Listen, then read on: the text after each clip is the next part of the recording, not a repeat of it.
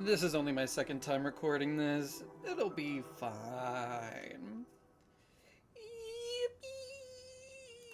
Okay, so this game is a very fun, very fast-paced roguelike with a lot of really cool features.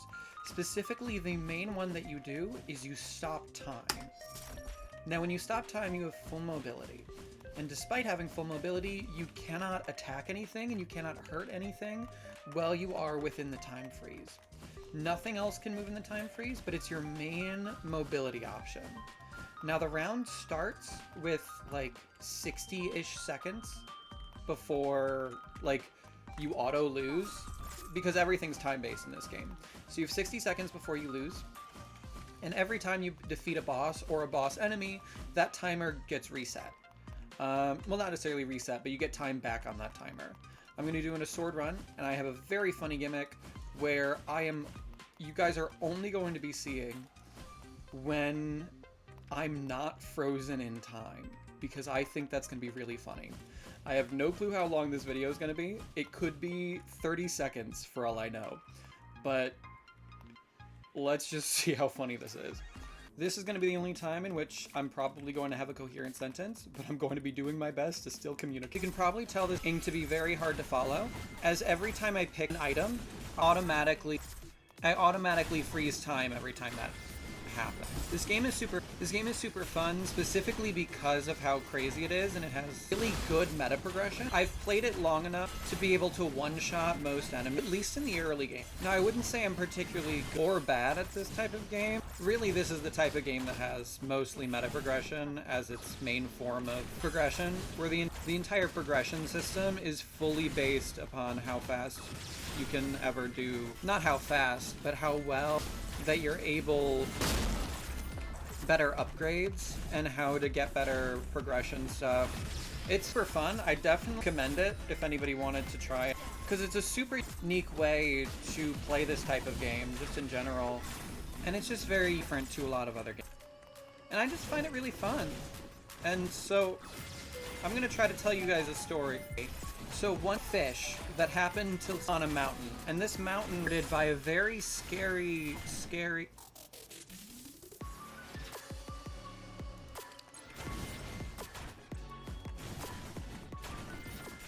I didn't realize that scary dragon. I didn't realize time freeze a second ago, and so I didn't actually know that I was supposed to be talking. But anyway, there was a scary dragon that was guarding fish, right? And so they had nothing more than to be free. The dragon wanted to do nothing but love fish, and felt trapped and alone. But it was a beautiful mountain that the fish was on, and the dragon didn't think there was any true reason to even leave to begin with, right? So the dragon didn't really get what the fish wanted. And this led to a lot of relationship problems between the fish and the dragon, because they grew up together, you know? They were really close growing up. The fish wasn't able to give up wanting to leave this mountain, because this mountain could never truly be home for this fish. And the dragon, thinking that this mountain was an okay place to be for the fish, never realized it was struggling all this time, you know? And the fish told the dragon that, hey, I want to leave here. I want to forge my own path outside of this. The dragon was confused more than anything else.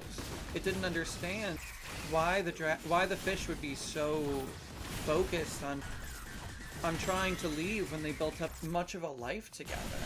And they felt betrayed.